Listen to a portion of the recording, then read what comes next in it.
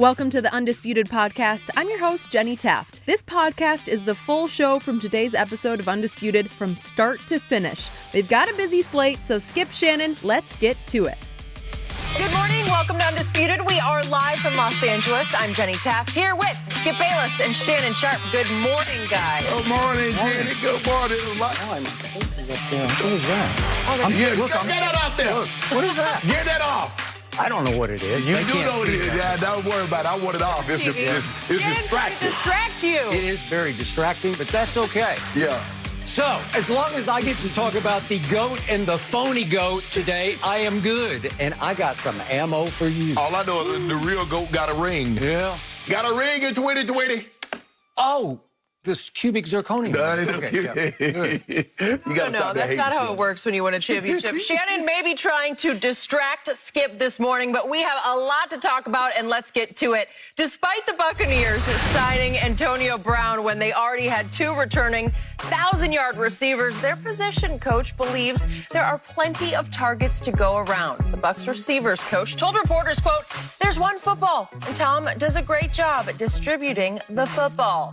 But according to the numbers, Bucs three-time Pro Bowl receiver Mike Evans is on track for the fewest targets of any season of his career and has been targeted on just 16% of his routes run. And it's important to consider that AB still hasn't been fully integrated into the offense yet. So Shannon, will Antonio Brown be the undoing of the Bucs? Skip, bringing AB in was always going to be a risk to the wide receiver room. Mike Evans is already feeling that he's not getting fed enough. So you bring another mouth in to feed, he's going to get even less food to eat. And so he's not pleased about that. I don't give a damn what that wide receiver coach says. I'm telling you how wide receivers think, Skip, how they're wired. Because as Jenny read, now, Skip, here's the thing. Jenny said he's getting 16% of the targets. That's fine if that was number one on his team. That's not even number one on his team. He's getting the 12th fewest targets of anybody in the NFL that's qualified with the number of routes that they run. So he's not pleased with that. Jenny read, he's a three-time Pro Bowl player. And at the beginning of the season, if somebody would said, I give you Stephon Diggs or I give you Mike Evans, more times than not, they're going to take Mike Evans. Stephon Diggs leads the NFL in targets with 91. He has 39 more than Mike Evans. Mike Evans isn't pleased about that, but I already see what the narrative is. They tried to blame this on AB already. I'm not going to let y'all do that. I'm not going to let, because if the Bucs don't get to their ultimate destination and win, it's AB's fault. Well, when they lost to New Orleans the first game, was that AB's fault? When they lost to Chicago, was that AB's fault? Hell, he wasn't even eligible to play. And y'all want to flip that and blame that on AB. Don't y'all me. Yeah, I didn't say it. I didn't say a word about that. Yeah, you did. You part of it. Skip, look. Receivers feel, especially the really good ones, feel that, yes, they all want the ball, but they feel that they can do things with the ball that the other guys can't. And so Mike Evans says, okay, give me an opportunity. But what they've done, Skip, while they've decreased his targets, he has 6 touchdowns on 9 red zone targets. So there's like, okay, we're trying to appease him on this one end while we're taking away from him on the other end. And Mike isn't happy about that. But Mike had to know this was going to happen. You can't have too many cooks in the kitchen. Somebody's going to step on somebody. Somebody's going to add an ingredient. Somebody's going to take something out, or somebody's going to forget to put something in. So when you have a Mike Evans, you have a Gronkowski, you have a Chris Godwin, Skip, there's only so many balls. And that's the problem. The receiver said Tom does a great job of spreading it around. Mike Evans like, I don't want it to spread around. I want you to give me, let me eat first as much as I want, and then you spread it around afterwards. Because when they had it last year, Skip, who got the target? It was he and Chris Godwin. Now we got Gronk into the mix. Gronk is an all-century player. He need to get in future. Because remember, Skip, when he wasn't getting the targets, he said, well, I came here to block. I'm fine just blocking. And all of a sudden, Gronk's targets increased. You noticed that, Skip? It sure did. So did the wins. Okay, I get that. But Mike Evans says, hold on, guys. I'm a team player. But I need to be the guy that's at the front of the line that's getting these targets. So it could be a problem, but you had to know bringing another mouth to feed when mouths are already saying I'm going hungry was going to be a problem. But the narrative that it's AB's fault, no. If they don't get to their ultimate destination, it won't be because of AB. It will be because they weren't good enough as a team. So don't start this narrative about AB, because it ain't AB. Okay, so I'm going to re-ask Jenny's question. Will AB become the undoing of Brady's Buccaneers? How? Well, what do you mean how? I just asked you the question. No. You're saying no, so he's a good thing, right? No, I'm not saying he's a good thing. I'm not saying he's a bad thing. The undoing might be because Tom Brady isn't good enough to get them there. How about that doing? Okay, so your answer is on AB, you don't have an answer? I don't have a skip. You trying to make it. What about if Tom Brady's not good enough? What if Tom Brady plays like he played Sunday night? Okay, I just want you to answer the question. Will AB be the undoing? I think you're saying he will not be. No. You're defending him. There's nothing to skip. What the narrative is about AB undoing. What did he undo? 6-2. Went to 6-3 with a disastrous game on Sunday Night Football. So how did it get them to? I'm not saying that he was the undoing. I'm just saying that's what just happened. Yeah, they were 6-2. But I want to know where them 2 came from before AB. Well, 6-2 is really good. It was at the top of the NFC. First of all, Skip, 6-3 is good. It was just the fact that you had them at probably 8-1. I did. Exactly. Well, in fact, the odds makers had them at that because they were favored to win at Chicago, and they were favored to win Sunday night by, 5.5, 6 points? Okay. So the world thought that. You picked them to win on Sunday night. But I do not believe AB will be the undoing. Okay. So here we go. Mike Evans. Question for Mike Evans. And I think he's really a good guy with a good heart. And the saving grace here is I don't think Mike Evans is what I would call a flat-out, all-out diva receiver. I don't get that from him. Does he have some pouty body language? Yep, he did on Sunday night. I'll give you that. I don't think Chris Godwin is a diva wide receiver. I don't think Gronk has a lot of diva in him.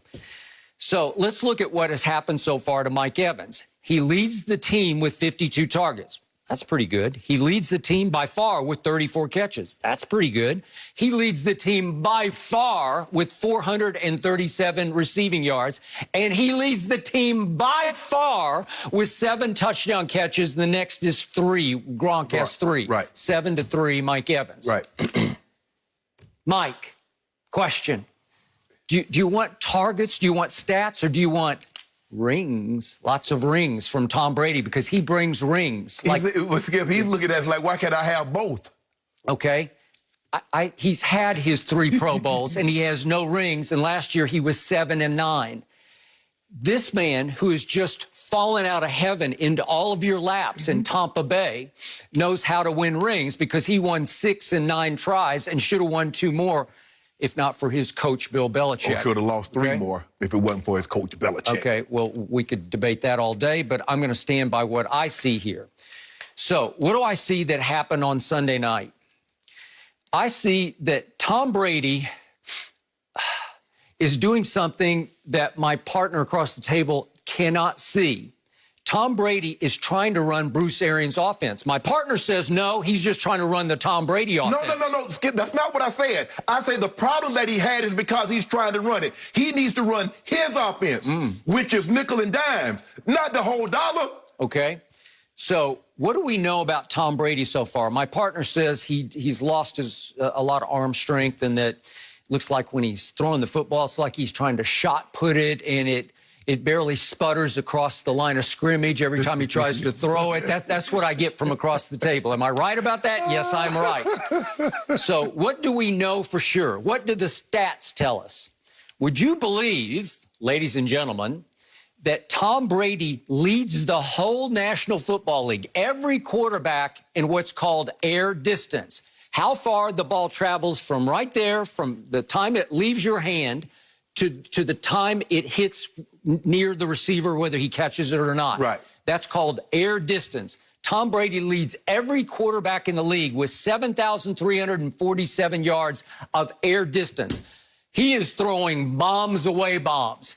And my partner yesterday said, well, he just can't throw it long anymore. He can't throw home runs anymore. Well, he does throw lots of deep passes that you're not giving him any credit for. And I thought just to start this off, we could see just a little quick riff of some of the balls that he has thrown. The first one happens to be to that guy, Mike Evans. This goes for 50 yards. And I'd say that qualifies as a little, that had some oomph on it. That had a little mustard on it. The second one is 48 yards to, guess who? Mike Evans on a deep ball. Nice catch, but again, that's bombs away. Okay. And the third one goes to a guy I raved about in the offseason you laughed at all along. And this one goes 47 yards to little Scotty Miller. I'd say that qualifies as a bomb. And the next one goes for 44 yards to little Scotty Miller. And I would say this qualifies as a home run. Yeah. Thank you very much. And the final one goes for a touchdown to little Scotty Miller. And we all know this one because this was Tom's best throw. It was at the end of the half at Las Vegas. Hit him right on the back line of the end zone for a touchdown. I'd say that looks like a guy who's throwing lots of deep balls. And again, nobody has thrown the ball farther than Tom Brady has so far through the midway point. And even after all those highlights you've shown, where is he his yard per attempt? I'm just saying, who's bombs away? Who's throwing the most long balls in the league? This guy has. Let that sink in. So when you offset it, look where he is in yards per attempt. So Skip just gave you 4 throws where he threw the 5 throws. At least he threw the ball at least 40 yards. And he's still in the bottom 15 as far as yards per attempt. Given that. So what's he doing the rest of the time, what you didn't show? Okay, so Tom Brady had a big choice to make here at midseason. He's got this team at 6-2, which is spectacular given what he's been up against with no preseason, no OTAs, and a head coach who, frankly, is a liability. He is. He's a liability. BA, as you call him, Bruce Arians.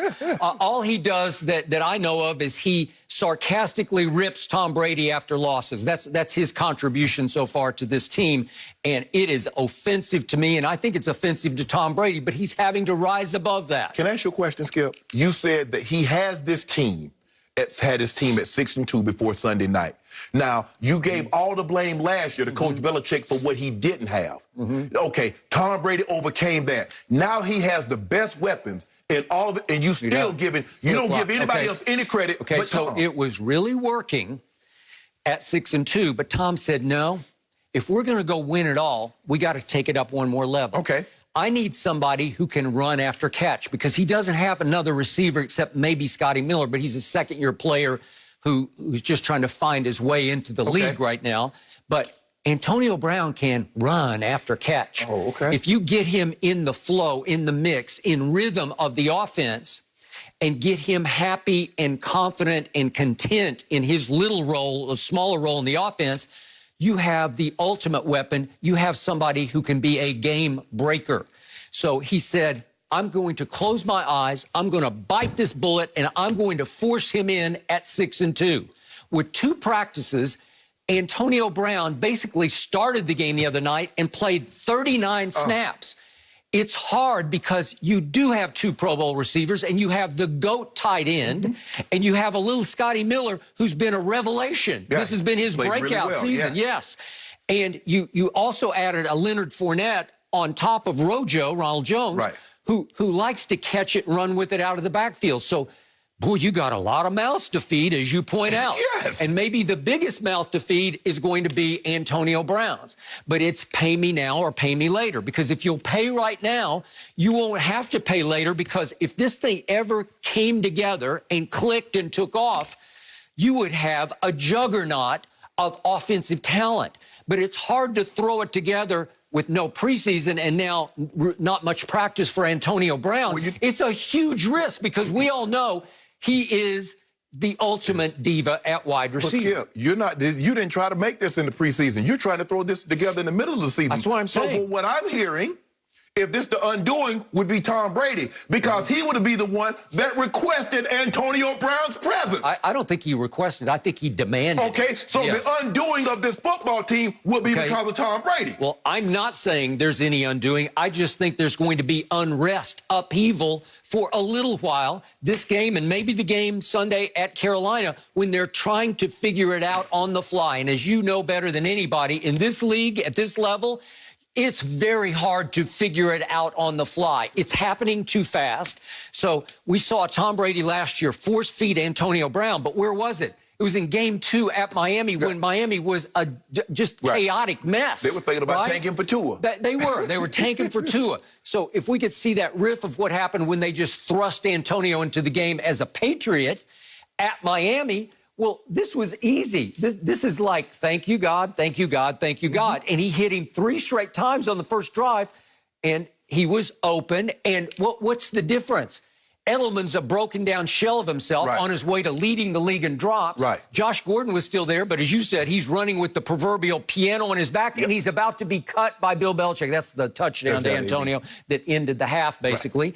And who else is left? There's nobody. And N'Keal Harry was hurt that first half of the year, and the starting tight end that day was Matt Lacoste. Do you know Matt Lacoste? Because not many people do. Skip, you can target AB like that when you have the weapons out there with him that they are. But when you got Chris Godwin and you got Mike Evans, that's a whole different ballgame. So what was the recipe for disaster on Sunday night?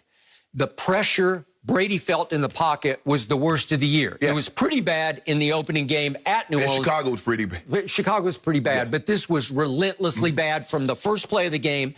He was pressured on 56% of the snaps, which was the second highest rate of the week in the NFL.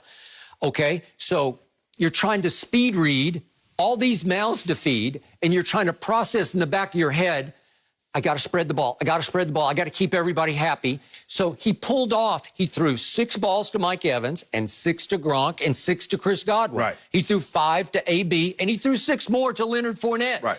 Well, I couldn't do that any better. I couldn't just draw it up. I couldn't script it any better than that, except they weren't open. And he was off because he was getting rocked in the pocket. So what do you think's going to happen? 3 points is going to happen. Meanwhile, the defense played even worse than Tom Brady did, and he was awful in the game. The defense was worse. Had no hope of stopping Drew Brees. Drew Brees should have scored 5 straight touchdowns. It took a fumble at the 2-yard line by Jared Cook for them to stop them scoring 5 straight touchdowns on 5 straight possessions. Well, it's like the defense is completely overmatched when we thought it was just might have been the best defense in pro football. Well, I mean, Skip, you're going to have probably, if you're a good defense, I remember when I was with the 2000 Ravens, they had like 2 games in which they played kind of like what Tampa played. Now, we ended up winning one. We ended up beating Jacksonville, I think, 39-36. Jimmy Smith had almost 300 receiving yards. Keenan McCardell, I think, was pretty close to 100. So you're going to have one of those games, Skip. You're going to have 1 or 2 of those games. You just don't want to have it in the playoffs. And so I think that was an anomaly. But as I've said before, I believe the secondary is the weak end. They got to generate pressure, Skip, because they're young. I mean, I think the oldest DB might be 24. So that's a young, and so they're not as tuned as, say, a veteran of Pat Pederson, Jalen Ramsey, things of that nature. So they will get better. The question is that can Tom keep everybody happy? I mean, it might be game, Skip, where, Mike, you're going to get 10 targets this game, but you might only get 4 or 5. They're going to have a conversation with Mike Evans. Mike Evans sees himself as a top-tier wide receiver. Well, he is. And I got it. He's proven that. So, Skip, you can't just throw those guys 3 or 4 balls and say, well, Mike, we winning, and you're going to be happy with that, because that's not how he's wired. That's not how they're wired. Okay, but how were you wired? When you got to Baltimore, you had to swallow some pride and say, you know what? I've made a bunch of Pro Bowls, but I'm just going to have to accept my fate here. Let me tell you what happened, Skip. Early in my career, my contributions wasn't by catching the ball. I was blocking and playing special teams. So I saw my value as something more than just catching the football. And so even though I was starting, once the offense, Jim Fossil came in with Wade Phillips and built the offense around me, I saw I can still have value, even though I didn't catch 10 passes, if I had a great block running back had 100 yards, or if I opened up for other receivers to catch. So I saw my value in other aspects.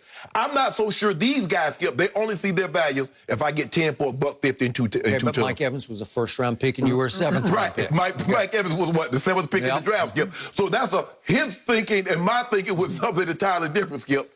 Okay, but he should take a cue from you and look at what happened to your career arc. And you did, by the way, wind up in the Hall of Fame. Right. But you went to Baltimore and you became Big Play Shea because you were just 1 play a game. Right. Maybe 2. That was it. Mostly 1 in the playoffs. Skip, I knew early on that what I was in Denver, because the offense wasn't like that in Baltimore, so me having those big 100-plus yard receiving days was going to be far and few between. So what I needed to do, that when I got the opportunity, just cash in. So, you know, a lot of times we'd be in the huddle, and, you know, I know they were going to double me because they didn't respect our other receivers. I was like, okay, Q, it's time, Kadri Ismail, I said, it's time for you to make a play now.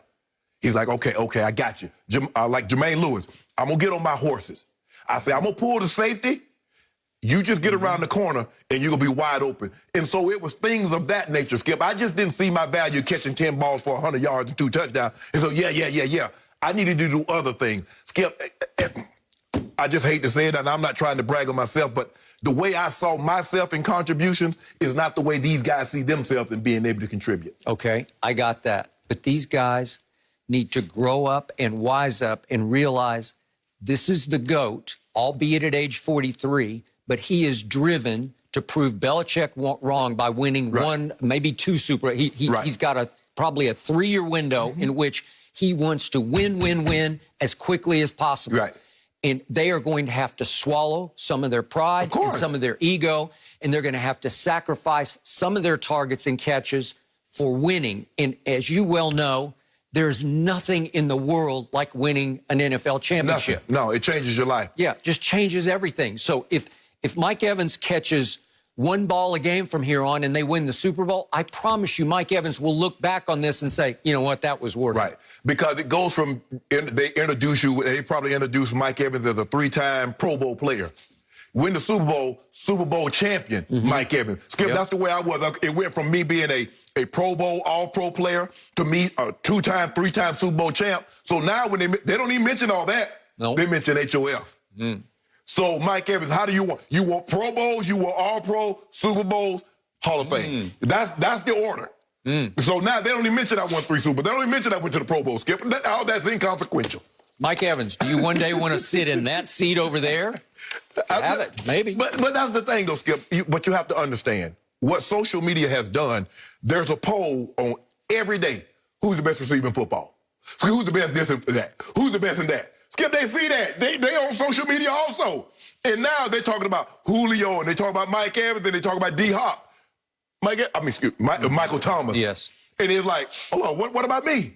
No, you. Now Stephon Diggs is in the mix. Okay. So well, is it not enough, Mike Evans, to be leading your team in every receiving category? Skip, with 34 catches, that's 34. Skip, that's basically 4 catches a game. He's on for career lows. He's on pace now to get 1,000 yards. And he has 7 more catches than the next guy on his team's list, who is Rob Gronkowski, the greatest tight end in history. But Skip, I promise you, Mike Evans is not looking at it like that. He's looking out. Skip, look what D-Hop got. Look what all these top receivers got, how many catches they got, how many yards they got. And he's like, hold on, I'm equal to that, and I got this? 34 little measly catches? Every guy you just named at the top of that list has 0 rings. Am I right? Yeah, you're right. 0 yes. rings. Thank you. No mercy. According to reports, not only are Russell Westbrook and James Harden concerned about the Rockets, but Russ now wants out of Houston entirely. This comes after the Rockets came up short in the playoffs and parted ways with both their head coach, Mike D'Antoni, and GM, Daryl Morey. So, Shannon, can you see Westbrook ever winning a championship? I don't, Skip. I don't know. I'm looking around and I'm scratching my head. Okay, what team says, you know what? The piece we're missing is Russell Westbrook. Skip, I don't see that. I don't know. And it says he wants out of Houston because he wants a bigger role. Skip, what the hell did he was going to Houston. And everybody, they boys. They grew up right here in Southern California. They know each other. That's what they said. Skip, James Harden is a ball-dominant, hell of a ball player. Russell Westbrook is a ball-dominant, hell of a ball player. What the hell did Russ think? Did he think they traded Russ? He must have forgot they traded Chris Paul for him, not Harden for him. So he was going to a situation where these 2 guys alternated, Skip, with the ball domination and isolation. Basically, they're the same guy. One's left-handed, one's right-handed. Nobody does anything without the ball. Nobody backdoor cut. Nobody. I hold the ball. You come make something happen for me. And there were nights that worked. Yes. Your turn, my turn. You drive it left-handed, I'll drive it right-handed. And so it's being reported that Russ isn't happy with his role. I don't know what role he thought he was going to have. See, Skip, he wants the role that he had once KD left in OKC. That's the role that he wants. And I don't see a place out there for him like the Knicks. I see the Knicks. But, Skip, when you look around and you look at the team that has championship aspirations, I don't see them saying, Russell Westbrook is the missing piece that we need. Yep. If he couldn't be the second star, Skip, that's what made KD get up out of OKC. That was it. Now he wants to get up out of Houston because he don't want to be second fiddle. And you think he can go to the Clippers and be third fiddle? Yep. Skip, I just don't see it. And I think he's a phenomenal player. He's a force of nature. But he needs the ball and he needs to be the lead dog. Yep. And if he can't be lead dog, he's not going to be happy because that's what he's been. That's what he tried to be with KD, and it should have worked. They should have won, Skip, even if they didn't win, they should have gone to more than one final. That's too much talent. I mean, KD is a transcendent player. Russell Westbrook is a generational talent. Skip, you got to get more than one finals appearance out of that group. And Skip, I don't know. I don't see him as a missing piece of a championship team. I just don't. And I'm sorry, I love the way he plays. He plays so hard, Skip. Yeah. He won't cheat me. Nope, he will not. I hate to say this because I have rooted for the last 3 years for a Russell Westbrook that I never loved with KD because I was a big KD fan. And it would just drive me out of my mind that Russell had a couple of years in Oklahoma City in which he attempted more shots than Kevin Durant. And yet, there is no way he's going to win a ring. I'm not even sure what his future in this league is right now because he has proven beyond a shadow of a doubt he's nothing but a solo star who's actually more of a solo act. Correct. In what is still a team sport. Right. Why do I respect your man LeBron the most is because he does realize it is a team sport. It is. And he will share the basketball when it's time to share it. At all the right times, except in the big moments. Sometimes if people believe he shares it too much. Too much. But again, he understands the team concept. Right. That's the biggest difference between LeBron James and Russell Westbrook. And you're right. Nobody plays harder than Russ does. But he's mostly playing for Russ, not for the team and not for the scoreboard. Right. He's playing for statistics. So for 3 straight years in Oklahoma City, he pulled off a feat that I would have thought impossible. Never. 3 straight triple-doubles he averaged over 3 straight seasons. It's impossibly great. Possible. And what did it contribute to winning? Nothing. First round exit. 3 straight first-round exits. They exited to first round to the Rockets in 5, and then to the Jazz in 6, and then back to the Blazers, which was the Dame shot. Yeah, and the bye-bye. Yeah. So those are 3 straight, and you didn't even get it to 1 Game 7. That's what you had to show for 3 straight triple-doubles. Your records were not bad. You were the 6th seed, the 4th seed, and the 6th seed. It was okay. You did make the playoffs. So I'll give you that. Yep. Just by sheer force of will, you lifted your team into the playoffs. But you're not 7 feet tall, or like you're not 6'9" like LeBron. You're 6'3". Right. And you play so hard that your shelf life is going to be a little shorter than most, to me. Yep. I want to say happy birthday to Russell Westbrook because today is his birthday. He turns, way to go, Russ, 32 years of age. I'm here to suggest he's an old 32 in this league because he plays so hard and he's high collision at the rim and he's soaring and coming down on knees that have been scoped. Yes. He's had knee issues on both sides. Well, how much longer can you get this Russ out of Russ? You know, how much longer can you get the triple-double Russ out of him? I don't know. I was so happy for him with James because, to your point, they grew up together, played AAU ball against each other, and it seemed like they liked and respected each other enough they would sacrifice, and they both sacrificed. Yes. And I look at... Well, James didn't really sacrifice because he still averaged 36 a night. But I thought he might have averaged 40. I thought he deferred on given nights to Russ. I thought they did a pretty nice job of you go, I go. You go, I go. Well, Skip, not to cut you off, but maybe that's the problem. Maybe he missed those triple-doubles because they didn't come with the regularity that they had in OKC. Well, they did not. So he averaged last year 27, 8, and 7. So 27's fine. And by the way, he shot 47% from the floor, which was a career high. So that's pretty good. But, Skip, those are good numbers. They're good unless you went 3 straight years averaging a triple-double. You just came up averaging triple-doubles. They not good. They're not good, and you don't have anything to show for them in the postseason. Right. And you're still a liability as a distance shooter or a free throw shooter. He shot in the regular season 26% from 3. That won't work. And it got worse in the playoffs, 24% from 3. That's why it didn't make sense for me. Daryl Morey is a guy that wants 3 guys. He wants guys that can shoot the 3. Well, I'm like, okay, well, why are you trading for Russ? Russ can't shoot the 3.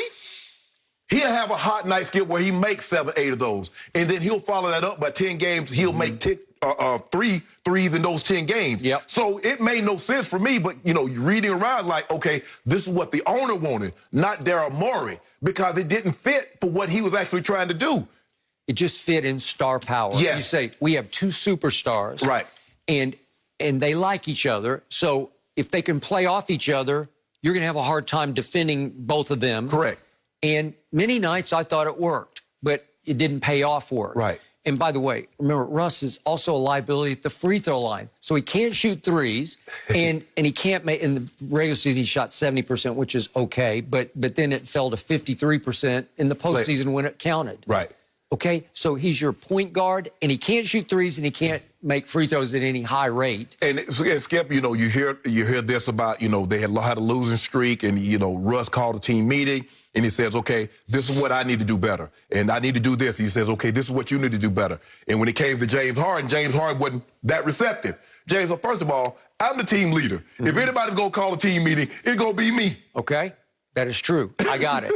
So how did he become Mr. Triple-Double in Oklahoma City? Well, it was by default. Right. Because at one point, as you well know, 2012, he's playing alongside two other players who are going to be MVPs in the league. Right. Kevin Durant, James Harden are there. Right. James is coming off the bench. Mm-hmm. Well, then, obviously, James goes, because that was just going to happen. They got cheap, and that really disappointed me in that ownership group.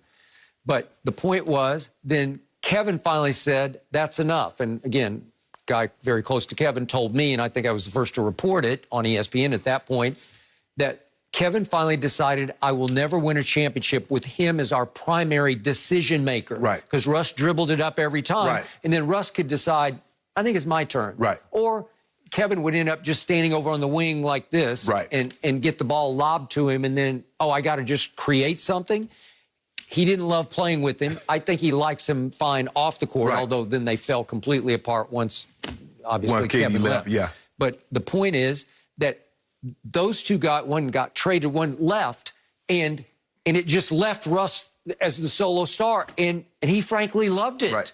I think that was the happiest he's ever been. Yes. And plus, they also had Serge Ibaka, who led the league in blocks, who was a nice player. Did. Skip, the thing was that KD's like, I don't really need the ball to score a bunch of points. That doesn't mean I don't want it. I mean, you are the hog. And so we can understand, okay, both of them wanted that. KD wanted to go win a title. Russ wanted to run it on his team. I think it worked out for Russ because Russ showed I can be a leader. I can be a solo act. I can be one of these, a top 5, top 6 player in the NBA. KD showed, look, y'all know what I am. I just need to get some rings to validate what I am, what you think I am. That is He correct. did that. But, Skip, when I look at Russ, Skip, what they gave up to get Russ, they traded Chris Paul and 2 first-round draft picks. You're not getting that back for him. Mm-mm. And so basically you're going to have to find somebody with another bad contract. Now, there's a guy that's in Washington. Now, I think John Wall at this point is better, but we're going to see how coming off a knee and Achilles injury. They have basically the identical contracts. Bradley Beal was like, hold on, wait a minute. At least John will pass the ball. Mm-hmm. No. I would say no on that. So I don't really think I don't know where he can go. I agree. It's like Knicks or bust. Yes. Because the Knicks have degenerated into this once hallowed franchise in New York City that just needs a sideshow, just a gate attraction. What gate? Ain't nobody you can't come to the game. Okay, but so at least, maybe you can say, at least if you're a Knicks season ticket holder, you could say, well, you can't come to the games, but at least you're watching on TV and you're saying, well, at least I can watch, see if Russ gets a triple-double tonight, yeah, right? That's it. Is that all you got? Rappaport, you happy about that? Yep. Yeah. Mm-hmm. Sad. Okay, I want to switch gears a little bit, guys, because defenses might be finally catching up to the reigning MVP. Lamar Jackson said yesterday that defenses are, quote, calling out our plays. Stuff like that. They know what we're doing. Sometimes stuff won't go our way if they're beating us to the punch.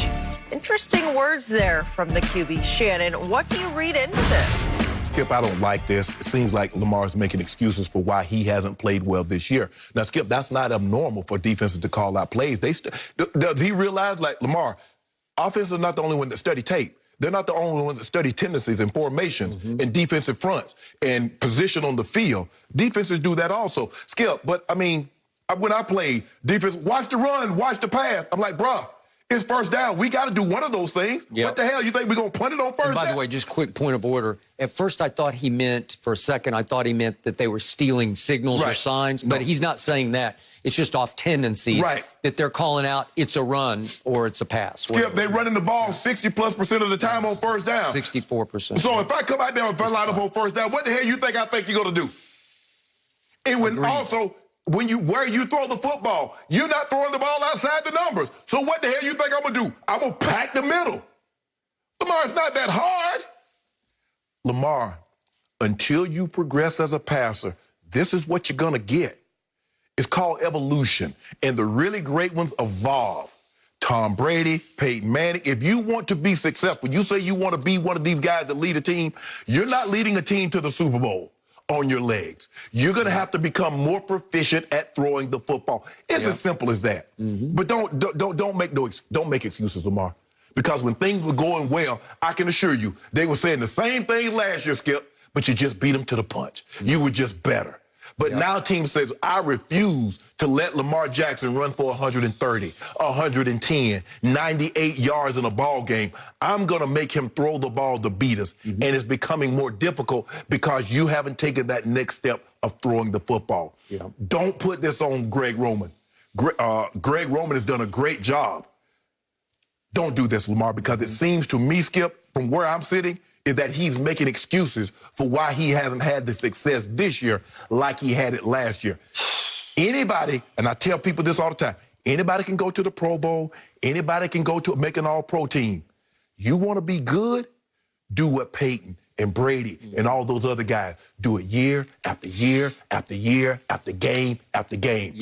That's what will impress me. Okay. I will echo your sentiments. I was extremely disappointed and frankly shocked at these comments from that man. This is the reigning MVP. Yes. I've said many times on the show, I think that young man, still very young man, has high football character that was not on display in this interview yesterday. You don't need to say that. It comes across as a shot at Greg Roman, your coordinator.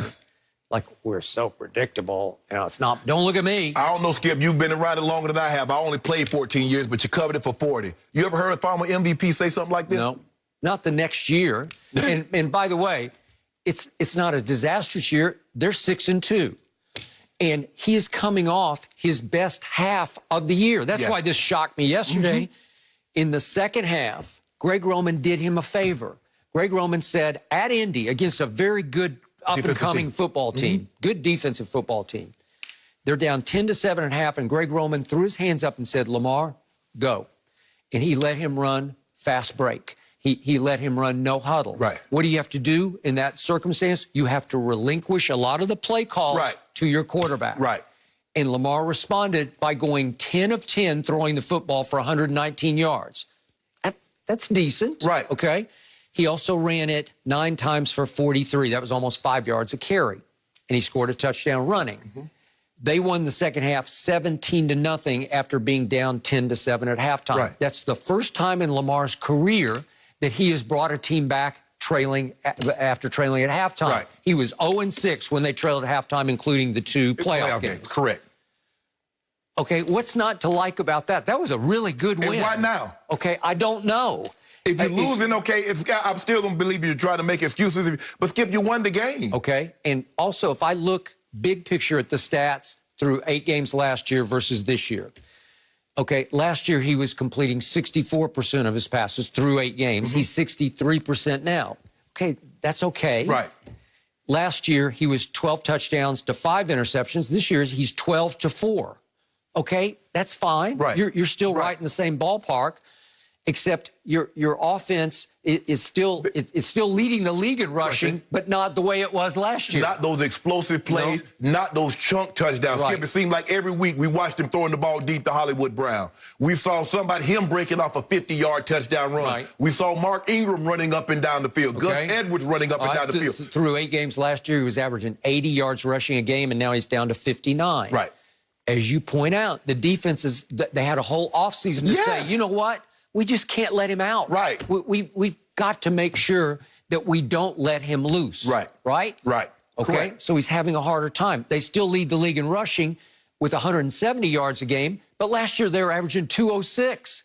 So they were lethal. They led the league last year in points scored, and now they've plummeted down to, I think they're 20th or 19th. Yeah. They're like 24. They was like 30. They was in the 30s last year. Yeah. Now they're like a full touchdown, maybe even 8-9 points less than where they were last year. Okay, and you brought up that first down stat. They have the second most first down carries, but in yards per carry, they rank 23rd in the That's league. the Zeke stat. That's the Zeke. It's exactly the Zeke stat that killed me last year. So guess what, where Skip? you're handing it to them, but this team's just run on first down, and you know what they're doing on defense is a run. Right. Because that's what you do 60% of the time on first down. Formations. You just see the formation, and they know that they have studied you, that they know you don't ever throw out of that formation. Thank you. And guess what, Skip? So if I stop you on first down, or you get no yards, or you get 2 yards, it's the same thing. Knowing you, they're going to run it again. So guess what? I'm going to stack up. You're not going to throw the ball until third down.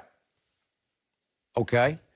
So their run-pass ratio is about the same as it was last year. They just run a whole lot more plays last year than this year. Correct. Because they were possessing the ball longer, in part because they didn't turn it over as much. Right.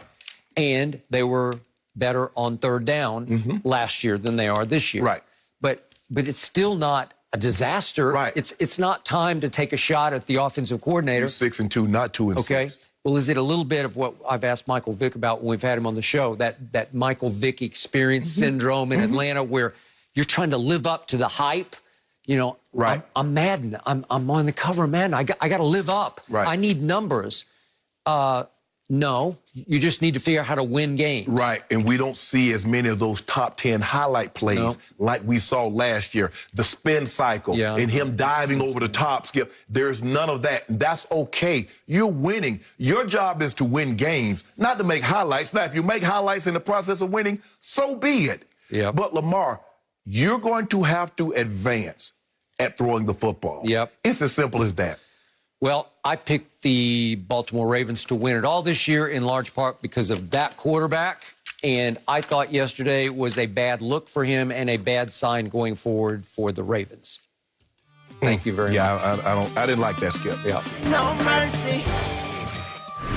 Former NBA champ Brian Scalabrine doesn't think the pairing of KD and Kyrie in Brooklyn are a lock to win a title in the East. Scal says the Nets won't be a top 10 defensive team, and also that Durant compared to LeBron, listen up guys, is, quote, a very different player and isn't someone who makes everyone around him better like that. Shannon, is that the deciding factor on why LeBron is simply better than KD? Well, I mean, people that know basketball knows LeBron is a better player than KD because he can do so many more things than KD.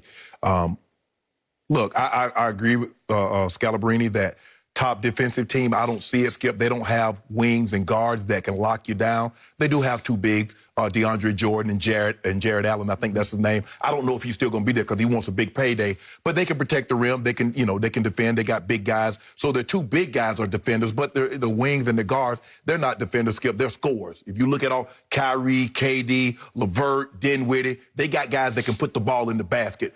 Lock somebody down? No, they can't do that. But, Skip, this notion, LeBron does everything. Scoring, okay, you want to say, KD's a better scorer. But, okay, for 30-point games, LeBron James has 466 30-point games.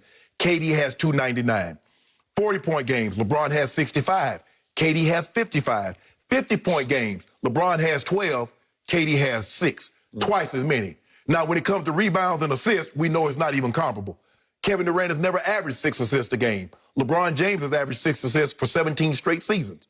So when it comes to rebounding assists, it's not even close. It's off the chart. Defense, stop. Stop playing with me, Skip. You know defense is not even comparable. LeBron James is a 5-time first-team all-defensive player. 1 time on the second team. Kevin Durant has never made first or second team. So as a combination, no question about it, LeBron is the better player. LeBron is the better player than KD. Now, that's not to say, see, sometimes, Skip, when you say somebody is better, Skip, I like apples. It's my favorite fruit. That don't mean I hate oranges or peaches. That just means I like apples better. I'm not saying KD's a bum, but I believe LeBron James is a better total player than Kevin Durant. He can do more things than Kevin Durant. So, and his point about making the team better, making players better, that's not what KD is. KD doesn't handle the ball. Guys that handle the ball a lot, that's their job to make guys better. That's not what KD does. KD is not handle the ball. He doesn't get you in and out of sets. He doesn't run your offense. So, for me, LeBron is a better player. Do I think they should be favorites in the East? Probably, I would say probably second, for the simple fact, Skip, Milwaukee's been together. Now, we know what Milwaukee is come playoff time. They're a different animal in the playoffs than they are in the regular season. So, but for me, a lot of what he said rings true to me. I mean, LeBron averages 27.1 for a career. KD averages 27 points for a career. But rebounds, points, and assists, triple-doubles, defense is not comparable. By the way, I also like apples, but I hate oranges. And I don't like plums. Oranges, they get I like peaches. I'm from Georgia. You gotta like peaches. I'll give you peaches, but orange gets all over your hands, and your hands stink of orange the rest of the day. And the acidity. Yes, and I just don't like the taste of plums. So I'm not like you when it comes to that. Which brings me to this debate that you have only one out on to me, and that is, if Kevin Durant's Achilles reattachment doesn't work, well, then you got me on this. But I have told you for 3 years that Kevin Durant is the best player on the planet, and I will stand by that unless you show me that he has lost some quickness. They say in all his workouts, I've seen some of the videos, that he has the same old quickness. You need your side-to-side quickness. You need some spring. He don't need no spring. Yeah. He's 7 foot tall, shooting the ball at a 10 foot at a 9.5 foot arc. He good. I got it. And then one point of order. Kevin Durant did average 6 assists in 2014, and in 2019 he averaged 6 assists. LeBron, for his career, has averaged 7.4 assists, which is not that much more than those 2 years of 6. Skip, you think about it, but Kevin Durant has been in the league 14 years. Okay, but my point is, he's not a liability passing the ball. No. I'm just saying that. But that's if you average for a whole NBA season 6 assists, you're a pretty good passer.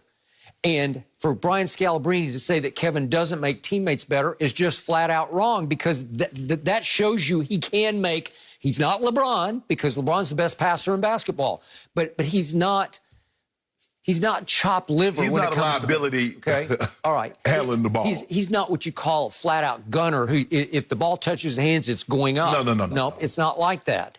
So to me, I'm going to hark back to a quote that I've read before on the show, and this sums up Kevin Durant better than I can. This is from Andre Iguodala. After Kevin won back-to-back finals MVPs with huge game 3s in LeBron's house in Cleveland, this is what, if we could see it, please, that Andre Iguodala said of Kevin. He's the most talented scorer of all time, hands down. He's a walking 30 points. He'll get 30 on 12 shots. That's very, very hard to do, very efficient. Most guys need to feel the ball in their hands a lot to get a rhythm. He doesn't. Michael Jordan, Kareem Abdul-Jabbar were the 2 guys with unstoppable moves. MJ had the fadeaway and Kareem had the skyhook, but KD is a 7-footer who can hit a hezzy pull-up from 50 feet out. That's his unstoppable move. Case closed. Skip, listen, LeBron never dreamed of shooting the ball the way this man can from intermediate and from distance. Did you not see those intergalactic threes that he hit against Portland? Yeah, those are rare sightings. I know, did you see what he did against Miami? They come like Halley's Comet do. They come every, whatever it is, like 50 years. No, it's 76, 77, and 30 year. But here's the thing, though, Skip. They keep saying he's the most talented. Okay, my argument is, Aaron Rodgers and Patrick Mahomes are the most talented throwers of the football we've ever seen. Does that necessarily make them better than Tom Brady? Better than Peyton Manning? Okay, then. So because he's the most talented scorer, does that make him better than LeBron? I just laid it out. He's so much more talented than LeBron at scoring the basketball. LeBron has 167 more 30-point games than KD. He has 10 more 40-point games. He's doubled him up in 50-point games. If he's so... Now, you want to put Michael Jordan and Kobe Bryant? Okay, you got me. But if he's so much more, why does LeBron average more points than he does? And you said he had 2 years in which he averaged 6 assists. That's 2 years. What did he average the other years? What's his average assists per total? I bet you LeBron is at least 2 to 3 clear of it. So but that's not significant. That's not shocking. Skip, here's the thing. Okay, you play 82 games. That's 3 assists per game. That's 240 times 17. He's a point guard. For he's the same position. They play the same position. They're small forwards. My guy just can do point guard stuff. Okay. Did we ever see Tom Brady go head-to-head with either Aaron Rodgers and Mahomes boy in a playoff game? Yeah, we did one time at Kansas City. Yeah. And what did the GOAT do in overtime? They did win the coin flip. Right. He converted 3 straight 3rd and 10s. That's impossibly great. But you make it seem like... to drive the ball down for a game-winning, game-ending touchdown. But Skip, you make it seem like Mahomes played terrible. You look at the games that... He didn't play well in the first half. He got it going in the second half. Skip, your guy played terrible in the first half because he threw 2 picks. Remember, he threw that pick in the end zone? Reggie Ragland picked it. Okay, but KD did what he did. But you make it seem... You do realize LeBron averaged a triple-double in a finals loss. You do realize. And then follow that up with a 37, average almost 36 points a game in a sweep. So you make it seem like you said. You make it seem like he was fettuccine, like LeBron was fettuccine. All I know is, like your grandfather, I see better than I hear. Look what you saw. I hear across the table, LeBron's this and LeBron's that. No. I know what I saw in back-to-back Game 3s in LeBron's house in the NBA Finals. Kevin Durant said, I'm leaving Oklahoma City, I'm going to Golden State. And the NBA world said, what a sellout. Yeah. You had them down 3 games to 1 at Oklahoma City, and now you need to go join forces with them. And the weight of the NBA world was on those kind of skinny, narrow shoulders of one Kevin Durant. And did he ever rise and shine in those 2 Game 3s? Because the first one, LeBron had a 6-point lead with 6 minutes left. I'm sorry, 6 minutes, 6-point lead with 3 minutes left. Yeah. And with a minute 15 left, we'll see the first shot. Kevin Durant hits a all-time clutch baseline jumper. It's a hard shot, man. And he goes up and makes a little fadeaway from the baseline. That gave them a 1 point. I'm sorry, that cut it to 2.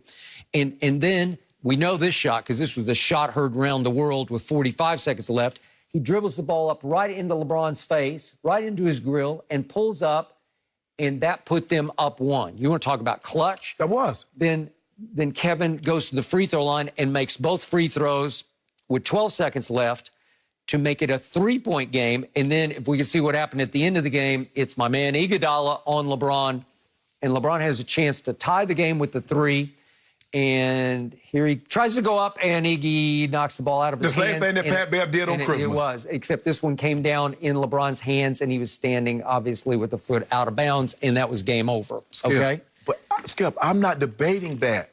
LeBron, KD was 2-time Finals MVP. But if LeBron James ever had a 3-1 lead on a team and allowed that team to come back, we would never hit. KD did that. And don't say KD was by himself. KD had Russ. They were up. Go look at Game 6 in Oklahoma City, and you tell me KD played well. You go look at that game. You go look at Game 7, and you tell me Russ played well. Whoa, we're not talking about Russ. We ain't talking about Russ. You talking about KD. My guy. What did my guy do this time? So I just ask you this. If we switch roles, if we take LeBron and put him with Clay, Steph, and Draymond, and you take KD and put him on Cleveland, do you believe KD and the Cavaliers beat LeBron and Golden State, Steph, and Clay? Yes or no? I would give him a real good shot because he can shoot the lights out. Skip, he couldn't even win it. OKC with Russ. Okay, look what he does the next year. Game 3 in LeBron's house. This is 2018. And here we go again. And this was with 4:10 left. He hits a 14-foot shot to put them up 1 point. They're trailing in the fourth quarter. Here it is. This is his 14-foot pull-up. You know, that's just, he's got Kevin Love up in his face, and he nails that one. And then he comes down and makes a deja vu dagger 3. And this one's from the logo. This one's 36 feet out and drains that. And that makes it a 6-point lead. And that was game over.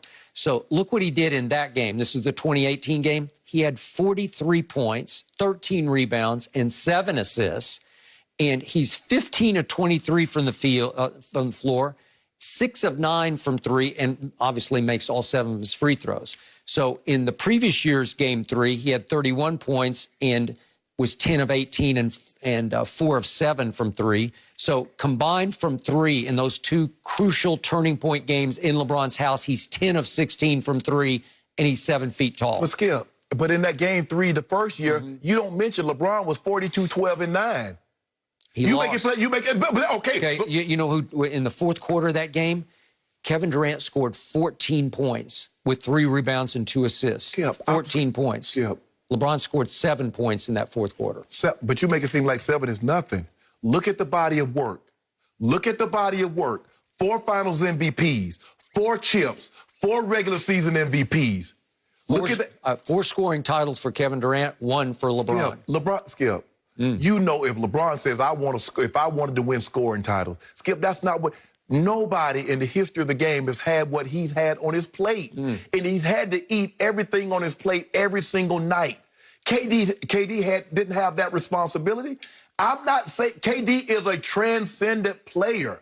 But I don't think anybody thinks as a player, as totality of their careers, KD's career is better than he is. KD is a better player than LeBron, Skip. I don't believe that. Look at these postseason numbers from each distance, like 3 to 10 feet. In all the postseason games KD has played, he's made 45% of his shots. So those are little jump shots. LeBron's 39%. 10 to 16 feet out. So it's getting toward a free throw. Kevin's 45%, LeBron's 36%. Then 16 feet to the three-point line, Kevin is 50% in the postseason to LeBron's 37%. He is deadly at 7 feet tall with an unblockable shot. But you're telling me you want LeBron to drive the ball. So he's driving the ball. Okay, so what's their field goal percentage in the playoffs? I guarantee you LeBron's is higher than Kevin Durant. So now you don't want LeBron to drive it because then that would make Kevin Durant, because Kevin Durant numbers are better than his. We know KD is a better shooter than LeBron. Like way better. And he is a way better free throw shooter. Okay. Okay. But guess what? They average about the same amount of points. Okay. But look at postseason careers for the two of them. Kevin Durant makes 86% of his postseason free throws to 74 for LeBron. That's a big gap. Kevin Durant is a better shooter, a better free throw shooter. That's like, so if Aaron Rodgers is a better deep ball thrower, a better out thrower, that makes him better than Tom Brady, right? Because that's what you just said. Because Kevin Durant can do a few things better than LeBron, that makes him better. What about the overall package? Can he run an offense? Can he rebound? Can he play defense? No. Oh, he can rebound. Can he rebound better than LeBron? At 7 foot tall, no, he cannot. Yeah, I think he can. I think LeBron has underachieved as a rebounder for most of his career. What? At 6'9", 270 pounds. So if LeBron is underachieved at 6'9", what the hell has Kevin Durant done at 7 foot tall rebounding? He's been pretty good. He averaged fewer rebounds than LeBron. Barely. Skip, you keep saying barely. Do you realize that if you take 2 rebounds times 82, project that over 10, 12 years, do you really realize how many more rebounds that is? And by the way, 2 years ago, it's really going into, it'd be 3 years ago, but at Golden State, Kevin was complaining the 1 year that he should have been in the running for Defensive Player of the Year because he is a rim protector. My guy should have won it. Well, over Mark Gasol. How do you win Defensive Player of the Year and you're not on first team all defense? How is that possible, Skip? That's like saying you win the MVP but don't make the Pro Bowl. How is that even possible? Okay. Your guy is now 4 years older than my guy. Yes. Okay? So your guy is getting up there. He had a great 17th year in the league. He's going to have a great 18th and 19th. I don't know about that. I know about that. You didn't know about. You remember? We had this conversation in 2016 when Kyrie wanted to leave. And you say, well, Kyrie go. I said, as long as LeBron in the league, Kyrie ain't going to ever be better than LeBron. Maybe in year 20, but not right now. And I think LeBron has proved me right. Guess who's now in the Eastern Conference? Yeah. For the first time ever is Kevin Durant. So that won't even mean nothing. It don't mean nothing because he's in the least, right? Remember, that's the least. That's the least. It's going to be a cakewalk for that team into the finals. He's been running from us for the longest. He ran from OKC because he saw what we did to him when we was in Miami. Pull that tail up. He run to Golden State. He had to take 4 of them to jump Braun. Took 4 of them to jump him. Something he couldn't do by himself. Square up by yourself, KD. He had plenty of help. He did. Kyrie and Kevin Love. That'll work. Skip. Now Kevin's got Kyrie. So I just want to know. So I tell you what I do. I'm going to give you Kyrie and Kevin Love. I'm going to take Steph and Clay. And you get KD. I got Steph and Clay. Who you think win? Well, I don't even care about that Exactly. because all I care about is I'm actually rooting for your team to get back to the finals. No, you're not. So you have to deal with this team. First of all, he got to deal with the Eastern Conference. So hold up. So you done left the Clippers? You done with the Clippers? No, I'm just saying I'm rooting for your team to get there just so you have to deal with Kevin Durant right in your face again. He got to deal with us. Yeah. We the champs. Kevin Durant psychologically owns LeBron Stop James. it, Skip. Well, he just does. Before he went to Golden State, we owned 17-5. Golden State was crying for Kevin to come and save them. And he was crying to leave. Yeah. It was a perfect match. Everybody was crying. He was crying because he couldn't get to the finals, and they were crying because they couldn't beat GOAT anymore. And by the way, Kawhi Leonard wouldn't have that last ring that he won if Kevin Durant had stayed healthy. Do you remember when he came back in Game 5 at Toronto? I agree. Do you remember what he did? Whoa. He scored 12 points in 11 minutes, and I thought, he's going to take this series over and become the MVP again. That ring Kawhi has should be cubic zirconia then. Is that what you're telling me? Well, you can make a case. All I know when you call LeBron, his own answer machine is playing, "We are the champions." Is that what it plays? Yep. Queen. He likes Queen. No time for losers, because we are the champions. Really? You know what it says, Skip? Of the world. That's kind of a lame song. No, Thank Everybody you for singing uses for that. us. I agree. They better not use it. Us and the Dodgers are the only one using it right now. No mercy. While Carson Wentz has been struggling this season and leading the league in turnovers, Brett Favre said he was surprised that the Eagles stuck with their quarterback despite Nick Foles being the one who led them to a Super Bowl title. Doug Pederson responded to the Hall of Famer's comments by saying, quote, "I respect Brett's opinion. We're friends, but I haven't talked to him and he's entitled to that. That's about it." Reporters then had to ask Pederson several follow-ups before he finally said Wentz was the team's quarterback of the future. So, Shannon, how convincing was Pederson's response? It wasn't very convincing at all, Skip. I understand. How hard was it for Doug Pederson to say, Brett's a very good friend of mine. I've known Brett almost 30 years. I was his backup in Green Bay. We're very good friends. We talk, we hang out, we do things like that. But Carson Wentz is our quarterback. Carson Wentz is our guy. How hard was that to say? Skip, it was almost as the reporters like, Doug, do you realize the ditch that you're digging? Do you realize you're digging it deeper and deeper and you're throwing dirt on your own head? Skip, they kept asking him. And it wasn't until like the umpteenth time that he finally said, Brett's entitled to his opinion, but Carson's our guy. You could have nipped this in the bud. Skip, this would not even been a story. Had he answered it that way the first time, it would have been asked and answered and moved on. You don't even need to say, Brett's my friend. You don't need to say that. Just say, no, Carson's our guy. Right. Period. End of Brett's story. entitled to his opinion, as you guys are and everybody else. I'm sure everybody has an opinion who we should play, who we shouldn't play. But Carson Wentz is the quarterback of the Philadelphia Eagles. He's our guy. We drafted him. We moved up to get him. We're happy to have him. Boom. Done. It was after they asked and asked and asked and asked that he finally came around to this. And this doesn't bode well, Skip. This doesn't... See, for me, I don't think Doug is Carson Wentz's guy. Carson Wentz is a Howie Roseman guy. And that's all that matters. I would agree. So when the nuts and bolts of this... And Howie Roseman's the GM. General manager. Yeah. Skip, for this Nick Foles, Skip, you do realize that every loss that the Bears have, it happened as Nick Foles is the quarterback. He scored 11, 20, 23, 10, 23, and 17. They average 17 points a game. The 2 and 4. That's what they are with Nick Foles.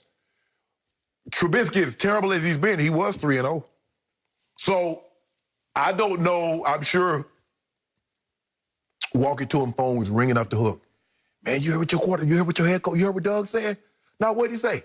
Man, it took him like 2 or 3 minutes to get around to say, you his guy. Now, Wentz walk into the room, he side-eyed him, Skip. It didn't even have to be like this. Just say, hey, Carson's our quarterback, and we're very lucky to have Carson Wentz. So what do you always tell me when a close friend or a family member tweets something about someone? You already know. I know where you heard that from. Exactly. From him. Yes. Right? It got Golden Tate in trouble. It did. It got Golden Tate demoted to play practice on the practice team, and he didn't even travel. And that was his wife? Why? Because we don't, Skip, they normally say, why did not throwing you the ball? She said targets. Where'd she get targets from? There you go. So where did Brett Favre get this notion from that they should have kept Nick Foles? I'll bet he does talk fairly regularly to Doug Pederson. Skip, they were really close. Yep. So at some point along the trail, he has heard from Doug Pederson, you know what? Probably should have just hung on to Nick, because Doug Pederson wrote a whole book about that playoff run to that Super Bowl championship called Fearless. Yes. And Doug Pederson, the one thing I do love about him is he can be arrogantly honest to a fault. He loved what he did with Nick Foles because they were a clique. Yes. They worked well together because they were on the same wavelength. Right. And whatever Dougie P saw, Nick Foles saw and was able to execute it all the way to the Philly special, which actually Nick had the confidence, the wavelength with the coach to be able to suggest it. Here? Yeah. And yeah. Oh, good. Once you have that confidence in each other, good things can start happening. That two-way confidence doesn't operate between Carson Wentz and Doug Pederson. Right. And Carson is known for a couple of years. Doug's not completely sold. And what did they do in the draft? They drafted my man, Jalen Hurts, from the University of Oklahoma by way of Alabama. And in the second round. Yeah, in the second round. And I've told you that what would scare me the most as a Cowboy fan is if he elevated Jalen Hurts into the starting lineup, because he just makes plays. He is a leader of men in ways Carson, to me, doesn't strike me he's that kind of leader of men. And I believe that Jalen Hurts would put this team on his back and lift them to the NFC East title, which is the NFC least, obviously. But I wouldn't trust Carson Wentz to do that. So as Jenny just pointed out, he is running away with the turnover lead in the NFL. And that drives a head coach nuts. Yes. And it sounds like that Dougie P couldn't even reach down for the coach speak. He couldn't even fake it. He couldn't fake it. He couldn't fake it because he could have just dismissed it. Yes. Because it doesn't do his team any good for him to do this. No. Because Carson Wentz is your quarterback, and I'm pretty sure they're going to ride or die the rest of the year with Carson Wentz. And that's probably coming from the GM and probably the owner. Yep, that they're saying, we're going to just ride this out. Let's see where we go in this bad division. So, to me, the more I read of this, the worse it got, because he opened a whole big can of worms here that I don't think you can close from this point forward. Well, Skip, because like you said, all he had to do, Brett Favre said this. That's Brett's opinion. Hey, I have the ultimate respect for Brett. Brett was a great player in this league, but Carson Wentz is our quarterback. We believe in Carson Wentz. Even if you're lying, lie to him. You do it all the time. Skip, sometimes a really good coach, one of my coaches told me this. He said, sometimes we got to lie to you. Sometimes we got to tell you that you're better than you actually are. So that we can convince you, yeah, man, we can win this game. We're going to win this game. Knowing all the time it's not going to probably end well for us. Lie to him. Okay, you feel a certain way. I get it, Skip. You want a Super Bowl. The guy won a Super Bowl with you. Because we would not be talking about Dougie P in the way we talk about it had he not won that Super Bowl. And Nick Foles helped that be possible. That book would have sold 10 copies. Even you admitted, not maybe the first playoff game against Atlanta, but the second one against Minnesota and the third one against the New England Patriots were two of the best playoff games we've ever seen. You agreed? Yes, absolutely. And that was the thing, Skip. Doug Pederson would have sold 10 copies of that book had he not won the Super Bowl. But because he won the Super Bowl, people were like, well, let me have you fearless. Now he's become very foolish and foolhardily believing that it's all about him. Doug understands coaching. played up on the mic hungry. He understands Andy Reid. He understands how this thing works. Yep. You don't say that about your quarterback. Okay, and speaking of Nick Foles, remember, they ran it back the next year. And speaking of Chicago, remember, they went to Chicago and stole a playoff game, and it felt like Nick Foles was doing it again. And what did I start calling him? He's the Magic Man. Right. And then they went to New Orleans, and they had them on the ropes. Should have won that with Alshon. It went right through his hands, and it was intercepted, and it stopped a drive that very possibly would have won that game. Right. Well, here he came again, and then he was gone to Jacksonville because he got paid. Right. Okay? And that was a disaster, and Chicago, you could argue, is turning into a disaster, although they did beat the GOAT on a Thursday night. Well, Skip, well, maybe they need to, like, whomever he's going to be on, maybe they need to put him in the division where Tom Brady is playing. He get Tom twice a year because for whatever reason, he has Tom's number. Well, I tweeted that night. It's too bad he can't play Tom Brady every game. Yeah. It might be a situation, Skip, like Eli. Tom couldn't do anything with Eli. No. Regular season. Neither way. Agreed. But this is Doug Pederson opened up a wound that was healing. And remember, The Athletic just came out with another bombshell analysis that just ripped and slashed Carson Wentz, as I call him, give it to him Wentz. And it left pretty much no hope at the end of that breakdown. Right. And then it feels like piling on that Dougie P didn't have his back. Exactly. And when you take a quarterback in the second round, Skip, after you this is the first year of the money that he's supposed to the big contract. And you taking a quarter before he even get it, you signed it before he even starts making a dime. Like, yeah, we need another quarterback. No mercy. Tom Brady's 21 seasons have come with a few stats he'd rather not have. One of them is being tied for third all-time with Ben Roethlisberger in sacks taken at 513. Brady is only 3 behind John Elway for the second and 12 behind Brett Favre for the most all-time. So, Shannon, does this make Brady's toughness any more impressive? No, Brady started more games than anybody, Skip. He's 29 starts behind Brett. He's played 3 more seasons, basically, than Marino, and 51 games more than Elway. So that's, 48 games, 16-game season, so a little over 3. He's played almost 4 more years than Big Ben. And now, Skip, with the way they protect the quarterback, Skip, they don't allow you to slam the quarterback, put your body weight on him. You can't put your helmet under his chin. You can't hit him side the head. And what these quarterbacks have gotten really, really good at, Skip, is that when they feel the pressure coming, they'll just go down. Ain't no fighting. I'm not going to let you get no big shots on me. I'm not going to let you get an extra shot on me. I'm just going to go ahead on down. Excuse me, and live to see another day. So, look, if you play in this league, you're tough, but it doesn't make, I'm looking at Brady like, oh, my God, he's one of the toughest quarterbacks I've ever seen. No, you played this long, you're going to get sacked. Now, Marino, Skip, there were seasons in which Marino didn't get sacked double digits. I think one season he got sacked in 16 games 7 times. So that lets you know how good his pass protection was and how quick his release was because Danny wasn't taking no shots. So, no, I'm not surprised that he's moving up the ranks.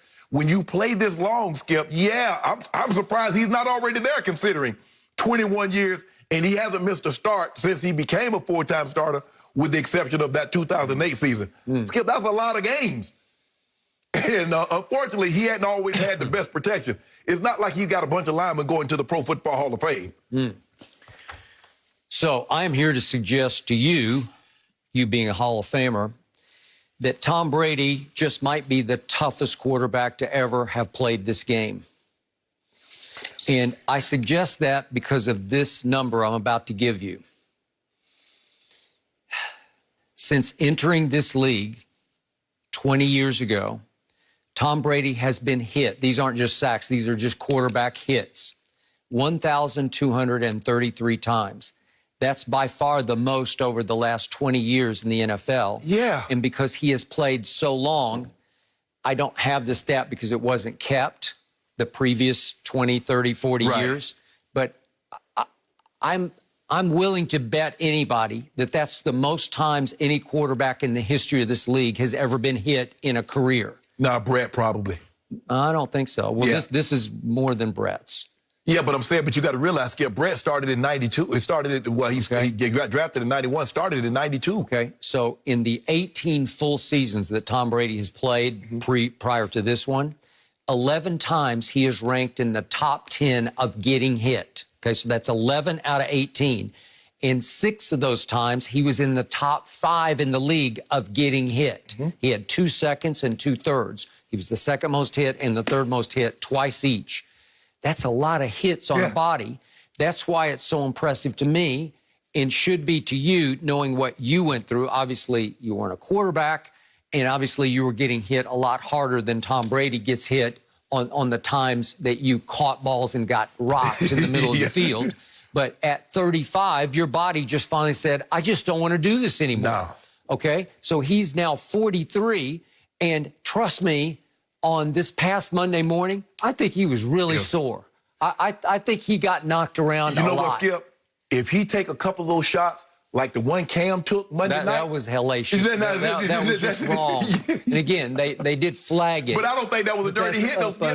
You know what? I wouldn't have thrown the flag either. They did flag it, but it got him up under, and it just whiplashed him. Brady doesn't take those flush shots like that. And I don't know what Cam saw, because it looked like the tight end throwing what we call throwing go, Skip. He blocks, throws the guy, and then goes and expecting to get the ball. And I don't know if Cam misread it or forgot what he was supposed to do, but you won't have a very long career. You take very many of those shots. Kid. He is a hitter. Yeah. Ashton Davis. Yeah. And he's I think he's a rookie. Yeah. But Skip, when you played this long, Skip, if you played this long, Jerry caught the most passes. Jerry played a long time. Emmett has the most rushing yards because Emmett has the most carries. He played the long, now I think Marcus played a number of years, but he wasn't getting the carries that Emmett had throughout his career. So I'm not surprised. I mean, Big Ben gets sacked an average of 2.3 times a game. Brady's a little less than 1.8. So. Okay, remember, I'm just talking about hits, because it's one thing to get sacked. It's another thing just the ball's gone and you get hit. If Big Ben makes it 20 years, Big Ben's going to top that, Skip, because you remember how Big Ben would hold on to the ball and they dragged him down, and 4 or 5 guys, they look like a pack of lions on a buffalo. Okay. And Big Ben is still trying to fight and throw the football. So if Big Ben can make it to 20 years, Big Ben's going to have more hits on his body than Tom. Okay. But Tom won't have that record for long, because if Ben make it to 20, Ben's going to get sacked more. Okay. Just remember, most of Brady's, if not almost all of them, are what I would call standstill sacks or hits, because he's not going to bolt left or right very often. And to me, still, the most difficult thing to do in all of sports, people say, hitting a baseball. No, it's what these guys have to do, where you hit on your back foot and you're trying to speed read. Maybe you got 4 choices, 3 for sure. And and your eyes are obviously upfield, and then from nowhere you get rocked by somebody who's probably at least 250 pounds, maybe up to 300 and some pounds, and they are running at their full speed, and they're going to hit you the best way they can hit you. Obviously, the quarterback is more protected now, but it wasn't protected in Brady's first 4 or 5 years. They changed the rules probably around 2005, 2006, where you couldn't, you basically had this. That was all you could hit. Because now, Skip, you can't hit the quarterback below his waist. They'll throw a flag if you hit the quarterback. They call it the Brady rule. Well, it was. That's the Brady rule. Bernard Pollard. Opening day of 2008. And so he was a blitzer, obviously, because he was a strong safety, and he came flying in at. And they put that rule in specifically for Brady because, Skip, you remember that's how Kurt Warner got his start. Rodney Harrison did the exact same thing to Trent Green for the Rams. The exact same play. They didn't change the rules. They say, you can't do that to that guy. Okay, so what happened on the first play of the game on Sunday night? Cam Jordan got loose. Yes. And Cam Jordan got away with just slapping Tom Brady, if we could see it, just right upside the head. And I don't think that felt good to Tom Brady because he was in his throwing motion, and it created just a lame duck of a pass. But that's a shot to the face and knocking you backward as you're trying to throw. And then if we could see the rest of the night, some of the samples of how many times he got hit, I don't think, again, does he know how to fold and drop? Yeah, he does. But again, these add up. This is 43 years of age. Yeah. And you're trying to find somebody, and you're getting ripped and pulled on and blasted from your backside. This is just a coverage sack. That was just nobody open. Again, I think he was a sore old man. Oh, yeah, yeah. Monday morning, right? He's definitely sore. He was definitely sore, Skip. But like I said, as long as he don't take those big flush shots like Cam, I mean, you know, and these guys, we saw Peyton do it. We saw Eli do it. These guys are not taking the big shot, Skip. Hey, I give it up. He did take one from Khalil Mack in Chicago, and I think we might even be able to see that one. And see, they throw flags on that now. This was, it got canceled by a holding call. Ooh. He got ragdolled. Yeah. That didn't feel very good. No. Because Skip, they don't let you do. That's why they threw the flag. Yeah. But you know, until in the mid-2000s. Brady let him know about it too. They used to do. Can you remember Turkey Jones did Terry Bradshaw and almost broke his neck? He suplexed it. Yep. They let everything was fair game for the quarterback, the top of the head to the bottom of his feet. Yep. But they realized how important that guy was. And it's like, no, we can't have you knocking the quarterbacks out. Okay, my point about him is he does get a bad rap, sometimes from you. He's a pretty boy. He's soft. He's this, he's that, whatever adjective you want to attach to it. It just takes a tough guy to be able to put up with that on a consistent basis until you're 43 years old. He's tougher than most because to play football, you have to have a certain level of toughness. Because when I talk to other athletes, talking to Ken Griffey Jr., talking to other great athletes, they're like, man, I don't know how you do that. That is correct. I don't know how you to take those licks. The truth is, I believe, having covered your game for these many years, I think you have to have one screw loose. Seriously. Where we have to be a little crazy to put up with that. And people ask me, well, Shannon, what is, I say it's a car crash. Yeah. I say, I want you to do, put on the overcoat and go to Home Depot or Lowe's and buy your hard hat and get 10 yards away from your garage and run into it as hard as you can 65 times. Yeah. That's what football players do on a given Sunday. Now, Skip, you know, it didn't take the kickoff where you could just get a running start. Yeah. But just imagine kickoffs, you getting 50-yard head start and running into somebody. I agree. Well, Emmitt Smith told me in 1994, every Monday I wake up feeling like I was in a car wreck. Yes. I mean, there are many times I'm coming down the steps. I mean, I would literally, once I went upstairs, Skip, that was it for the rest of the night. If I went upstairs at 6 o'clock, I wasn't coming back down because it was too painful. I wasn't coming back down to the next morning. You are sore. So I can imagine with Tom at 43. Yep. Even though, Skip, he's not taking flush shots, just people falling or you falling on the ground. But it's still not pleasant. No, hell no. And it shows you the drive he has to go win another Super Bowl because you have to give in to that. You have to commit psychologically. Hell, he got to be a little crazy to do that. You have to be a little crazy. I would agree. I know what it was like when I was 43 and I wasn't playing. I had to retire for 8 years. Yeah. Getting up in the morning. What your body goes through, I cannot imagine, Shannon. It really is interesting to hear your stories. A game we all love, but you got to give Tom a lot of credit. No mercy. Tonight, division rivals square off as the Colts and Titans battle for first place in the AFC South. It all starts at 7:30 Eastern on Fox, NFL Network, and streaming on Prime Video. According to reports, guys, not only are Russell Westbrook and James Harden concerned about the Rockets, but Russ now wants out of Houston entirely. This comes after the Rockets came up short in the playoffs and parted ways with both their head coach, Mike D'Antoni, and GM Daryl Morey. Fox Sports NBA analyst Chris Broussard is joining us now. So, Chris, I'll start with you. How will Westbrook's career play out? Well, first, I'll start here. If I was Houston, I would not automatically just bow to his demands and trade him. I would sit down with him and James Harden, my new GM, my new coach, and talk this thing out and see what they want. I also would talk about how we're going to change our style of play. Steven Silas already talked about he wants more ball movement, more player movement, attacking and scoring before the defense gets set. He wants to play some zone defense, not just switching everything. So I would see if I could work it out with these two, Westbrook and Harden, because I don't think you're going to get a current star in his prime for Westbrook that's going to make you better or maybe even as good as you are right now. Let me make this clear. I don't think these two can win a championship together. But there is something to be said for being relevant, still being good, still being, one of the must-see teams in the NBA, and I think that's where the Rockets are. Now, barring that, say they trade him, I don't see a contender out there that's going to really want Westbrook, that's going to be able to fit him in. He's so dynamic, he's so unique that he doesn't just fit in. Everything's going to change if you bring in Russell Westbrook to any contending team. So I don't see a bad team that has young players that you think can develop into stars, a la the New Orleans Pelicans with Zion and Brandon Ingram and maybe Lonzo if they still like him. You know, I don't see a team like that going to disrupt, Phoenix with Devin Booker and DeAndre Ayton. You bring in Westbrook there, and now everything changes and Booker can't be himself. So I don't see a team like that doing it. I see a bad team that needs to become relevant wanting Westbrook, and that's where I think the New York Knicks are the perfect team. He's not going to lead them to a championship. At best, he'll lead them to the bottom of the playoffs in the Eastern Conference, but he makes you relevant.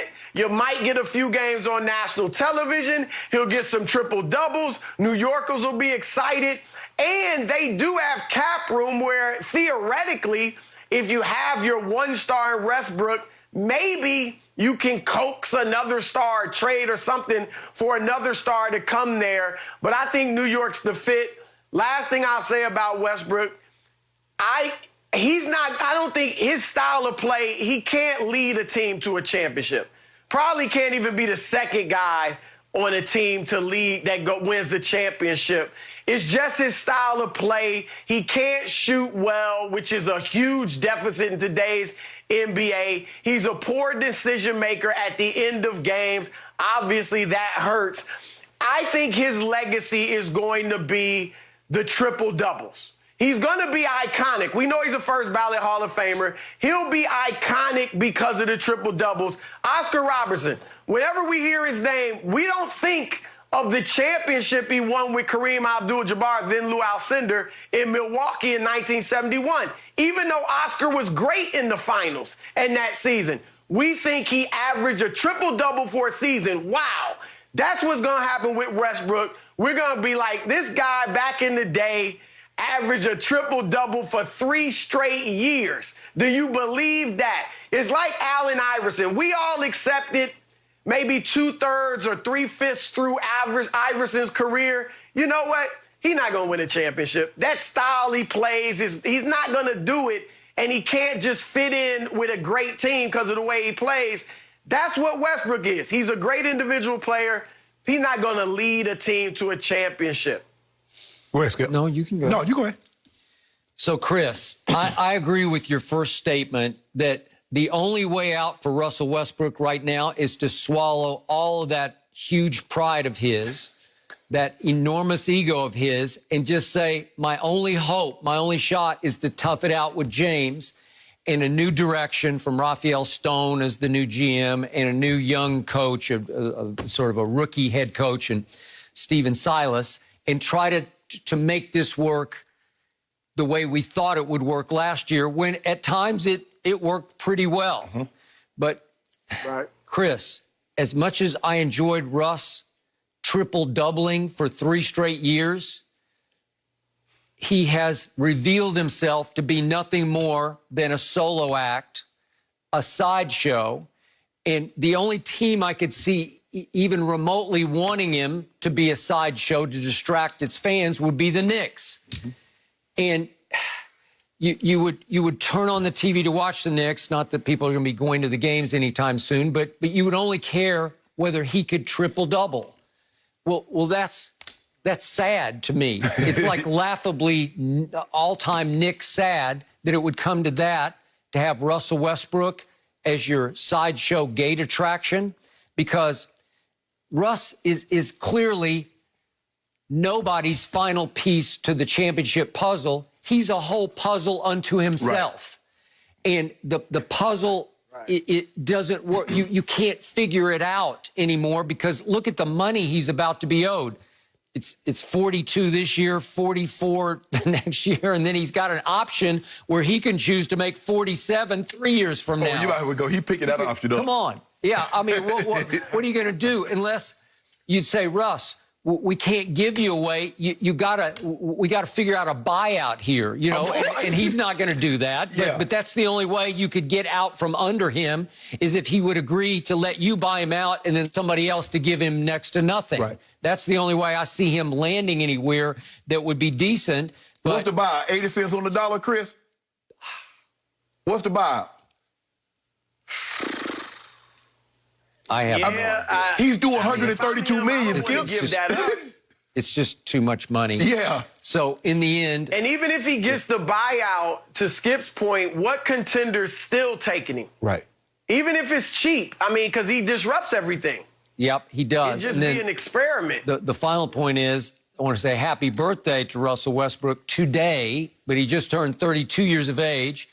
We know he's just hell-bent every time he plays basketball. At times, he's playing more for stats than dubs, but the point is, he's a pretty beat-up 32 years of age, and I don't know that he's going to be able to live up to making $47 million in 3 years, because at some point, that body of his is just going to give out, because he is a high-contact, high collision kind of a player where he's going to be diving for loose balls. How do you think he averaged 10 rebounds? Exactly. He's fighting for loose balls. Mm-hmm. So I don't like his future, and I'm afraid he's going to meet a kind of a sad end to his career after those 3 years that you said, Chris, made him iconic. And he might be like Allen Iverson. Remember Allen Iverson? Because he couldn't find, he went to the Nuggets, and then he still wanted to be the guy, even though they had Melo. He ended up going back to the Sixers. He went to Memphis, and then it was over. No.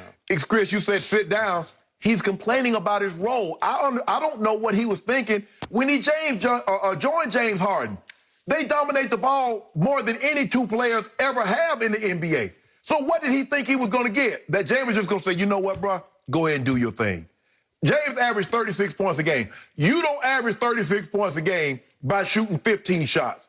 You don't average 36 points a game by not handling the ball the lion's share of the time. So I just don't see how it's going to work. The question that I have for you guys, could he be like a Melo? Melo has accepted that I'm the third best player. I'm going to have to be the third best player on a team. Could he do that? Okay, but he can't be a spot-up three-point shooter. He's a terrible shooter, and he's a free-throw liability. Well, Skip, did Daryl is reported that Daryl Morey didn't really want him because Daryl Morey wants to shoot the three, but Tillman Fertitta, wanted him. So I mean, if Chris, you say he needs to be the third option, where? Well, like I said, look, I just don't think, and I think we came to this conclusion with Iverson. He's a great individual player, Hall of Famer, but he's not going to win a championship.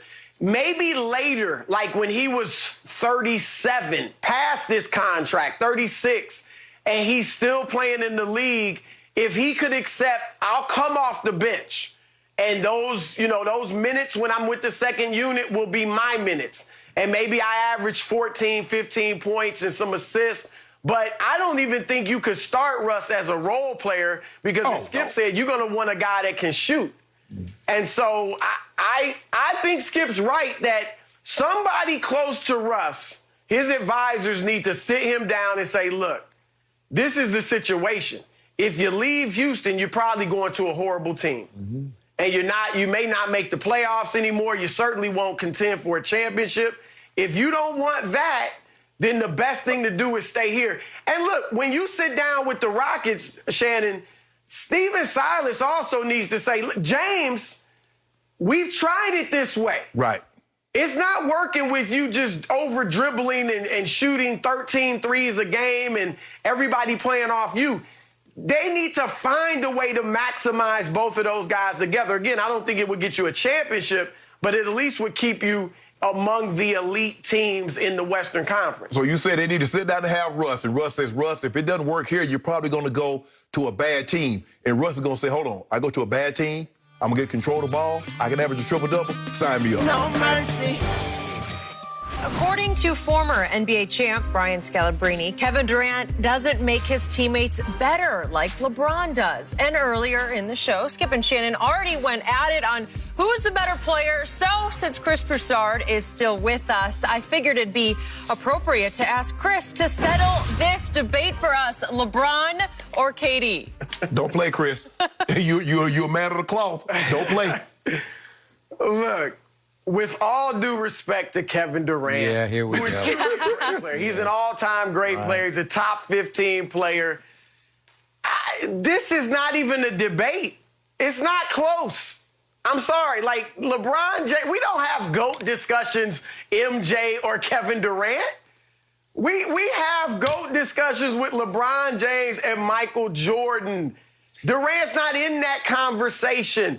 LeBron is a better defender. LeBron obviously has more court vision and is a better distributor. Yes, Kevin Durant is a better shooter and maybe pure scorer, but guess what? They both average 27 points for their career, and LeBron does it at a slightly higher field goal percentage, 50% to 49%, so he's even more efficient. So I can't even say Durant really is a better scorer.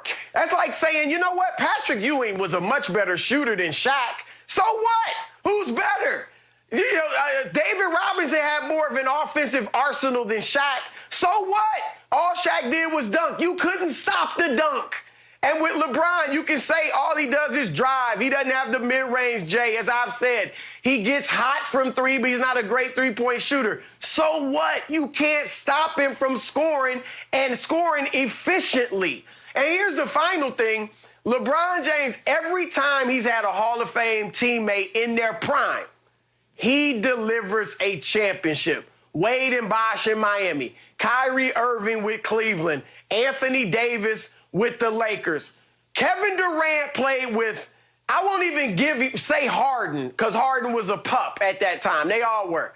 But he played with Russell Westbrook for a decade, essentially, and they couldn't win a championship. They had Golden State down 3-1, and they lost that lead. That's the same team LeBron came back and beat from a 3-1 deficit. So look at these plays. LeBron, obviously, Scalabrine's right on the money. He makes everybody better.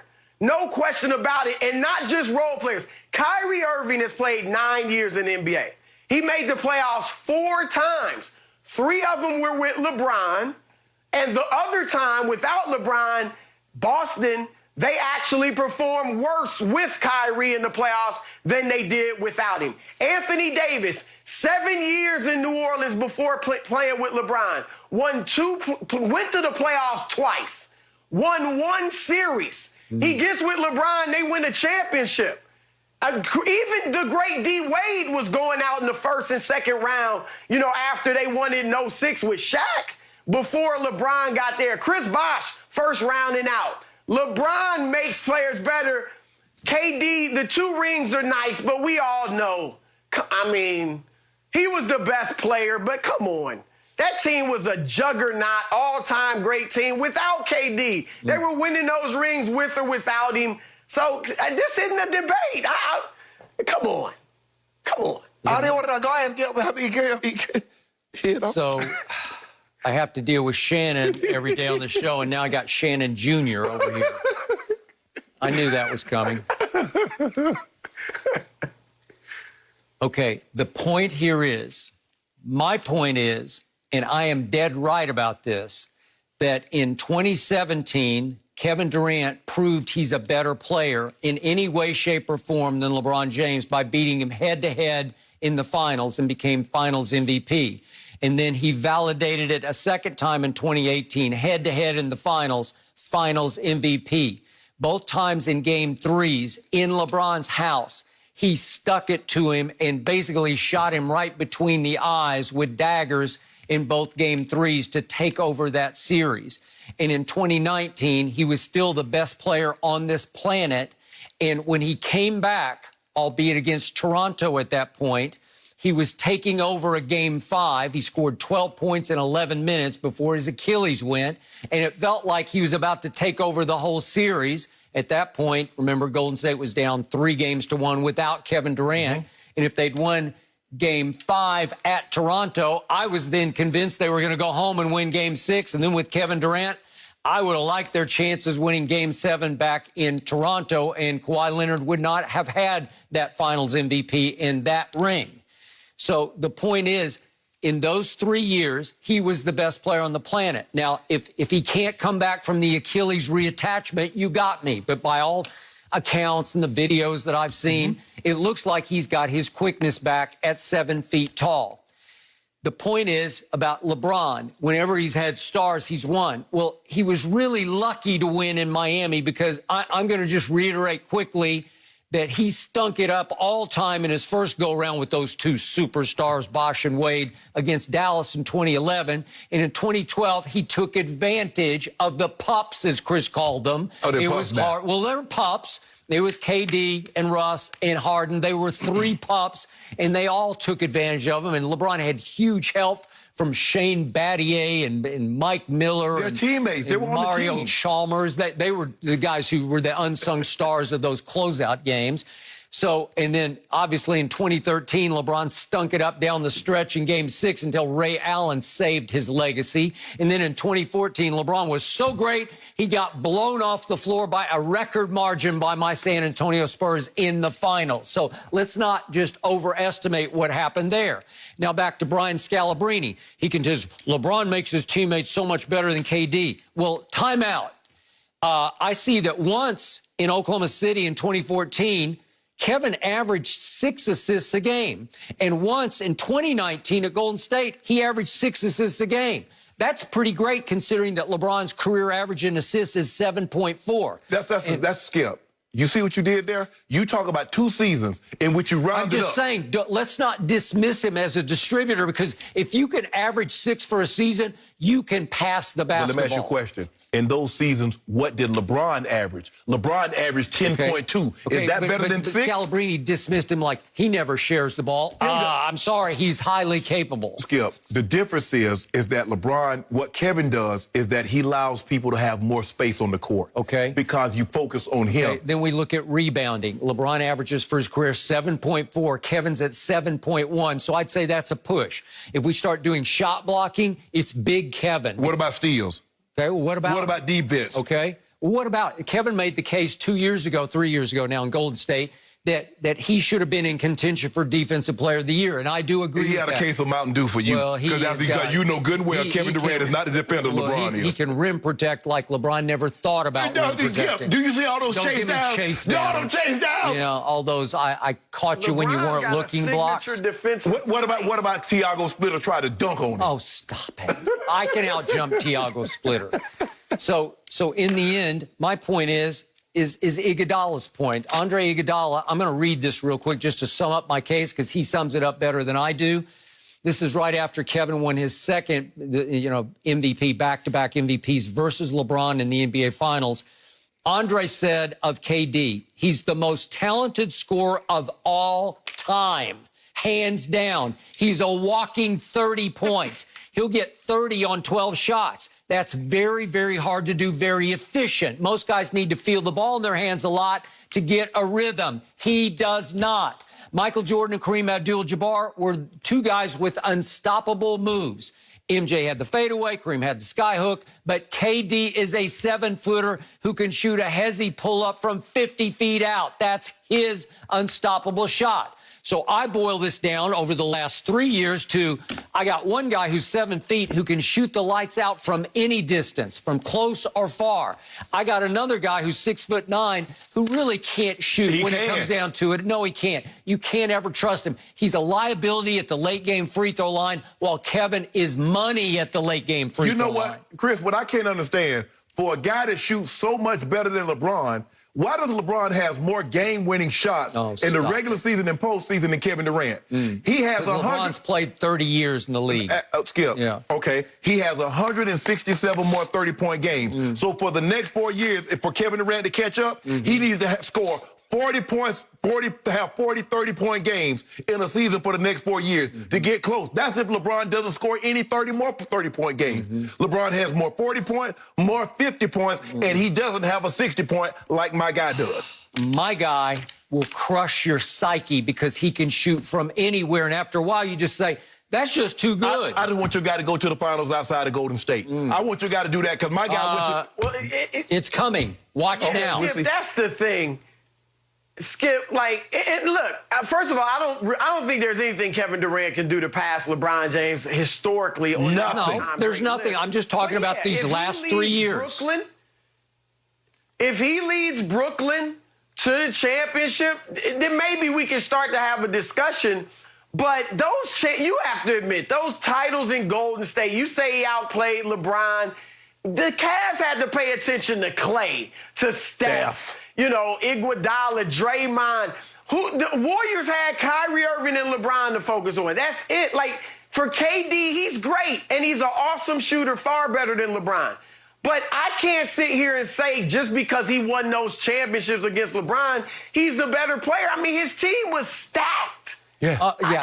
That team was so stacked. LeBron should have beaten them by himself in 2015. You know it, and I know it. He's up 2-1, Game 4 in his house, and Iguodala becomes the MVP of the finals. Skip, Are you kidding? Skip, your guy was Stop it. Chris, he said LeBron should have won the series up 2-1, but he won't mention KD was up 3-1. Okay, that's with Russ as his liability. What did we just say about Russ? You can't win with Russell Westbrook as your primary decision maker. You can't win. Let me ask you a question. Well, how did you get up 3-1? Well, so he only got Russ. Russ only came back for the last 3 games. Yeah. So Russ, wait a second. What does Shannon Sharp always tell me?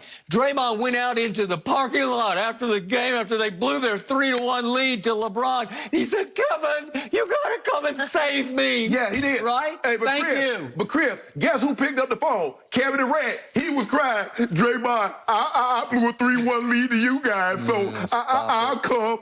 Yeah, both of them crying. So misery loves company. Best player on the planet last 3 years has been Kevin Durant. Stop playing, Skip. And now he's in the Eastern Conference, and here he comes back to the finals. Skip, you better hope you don't get to the finals next year. He psychologically owns you.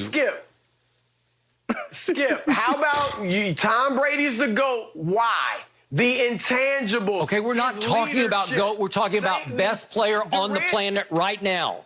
Right now, last 3 years. Well, the best player on the planet right now in football is Pat Mahomes. The best player on the planet in basketball is GOAT James. You know that, Skip. I don't know why is it so hard. Say it with me slowly. GOAT James. Yes.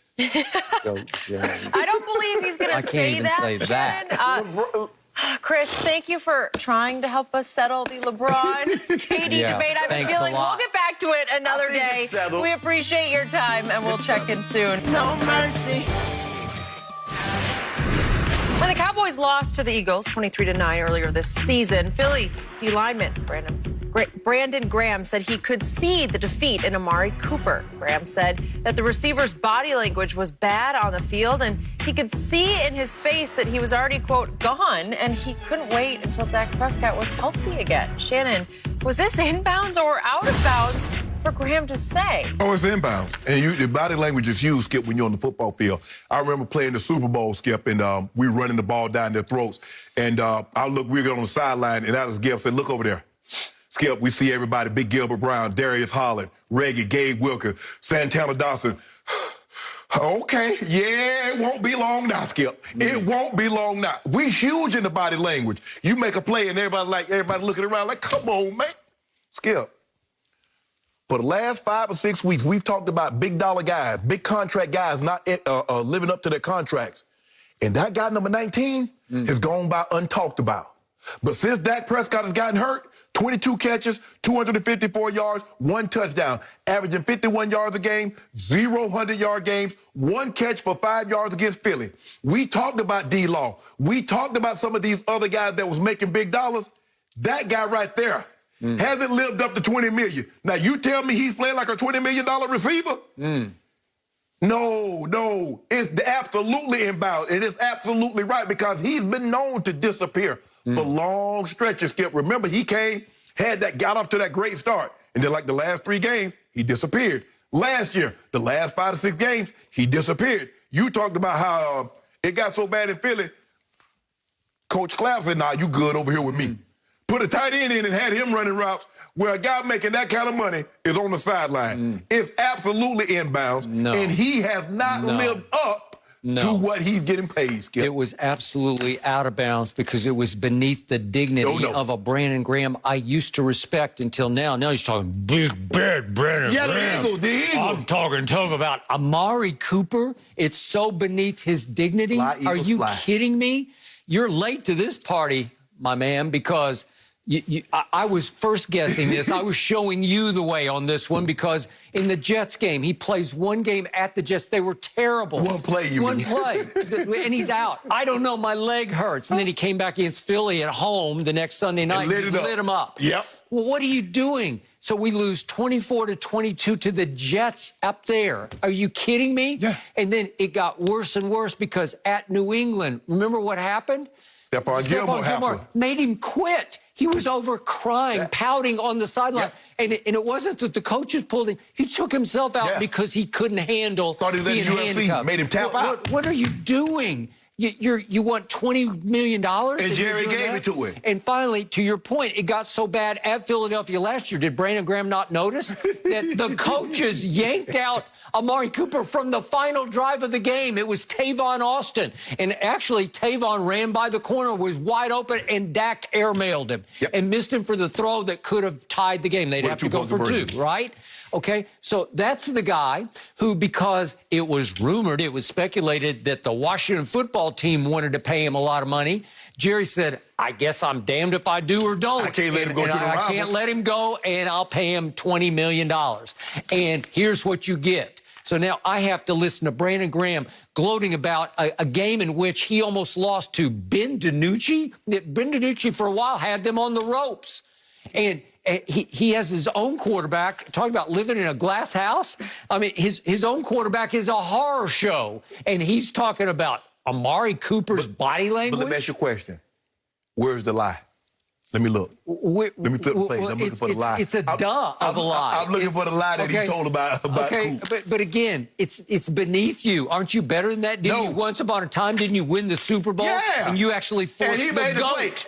He made one play on the GOAT, knocked the ball out of his hands. And it actually sealed the deal, right? But Skip, we talked about all these other guys that's not living up to it. And we have yet to mention it. All the time that we've talked, we haven't mentioned Amari. Skip, I have. I'm done with him. I'm down. He's dismissed. He on the Cowboys. Anybody that's on the Cowboys, you win. Okay. What do the Eagles have to gloat about? We in first place. You're in first place with what kind of record? Better than yours. It's barely better. It ain't no barely. Yes, it barely. We way better than y'all. You got tied by Joe Burrow. At Philly, you got tied. Y'all will get beat by Joe Burrow. Okay. Well, we well might. But the point is, you've had a miserable year by your standards. You should have run away with this division. Huh? Skip, just imagine if we didn't have, just like we lost all our weapons. We've lost our first and our second quarterback. You still have give it to him Wentz. Give it to him. He's just coughing balls up all over the carpet. What about Coop? Yeah. You got Amari Cooper. Yeah. I and CeeDee Lamb. I got CD. And what did I tell you? I told you CeeDee Lamb's my number one. He had the perfect name. CDLs pile up. That's what I see. You see him, Skip? Oh, way to go, that's harsh. That's what you got. You got 7 of these, Skip. Pile on. No mercy. After a brief rain delay this morning, play is resumed at the Masters. Tiger Woods has already begun his title defense this morning and is even through 3 holes. This, of course, is a unique Masters considering there are no fans and it is in November as opposed to the traditional first week of April. So, Skip, how excited are you about the Masters in November? I would be excited about watching the Masters on Christmas Day or New Year's Day or whatever day it was on Easter. Yeah. But the point is that it's not going to be the same without what they call the patrons. Right. So there'll be far less pressure than there is in April. So it's going to be like what just happened with the NBA in the bubble. No fans, less pressure, and it will give us a phony champion like the Lakers were phony. They stole it in the bubble. And so I think some no-name will come out of nowhere to win this Masters, and there'll be an asterisk beside it. I'm going to pick Lanto. How about Lanto Griffin? I'm going to go Lanto Griffin to win the Masters, just like the Lakers stole the NBA. Let me ask you a question. Will the winner, what color would the jacket be for the winner? Is it going to be green? They're going to give a sweater. Whatever, Skip. Yeah. Look, you're not going to see the azaleas because obviously it's going to be November. It's orange and brown. Right, but the foliage will look great. I'm looking forward to seeing DeChambeau. I'm going to see if he can hit it 400. That's what I want to see, Skip. And the shots that these guys just saw John Rahm skip it off the lake and hit a hole in one. That was yesterday. Skip, that's how good these guys are. So you're probably right. Somebody that we're not thinking about will probably win this. But if Tiger could somehow win this after not really playing a whole lot of golf, Skip, I already think he's the greatest, but what do I know? But if he were to win this Masters after only playing, maybe one tournament, ain't no question. Tiger will not win this Masters. I just don't think he's played enough. I don't think he's ready to do this. You're probably right. Yeah. But I just want to see DeChambeau hit at 400. But either way, we're all tuning in a lot of ways to see what going Tiger Justin does. Thomas And and DJ. I agree with Shannon. The jacket color is gonna the be same. green. Skip, no more You been Astros hating. conversation. You always do that about these championships. Ain't That's no it for Vandy golfers. Undisputed. Have a good day, guys.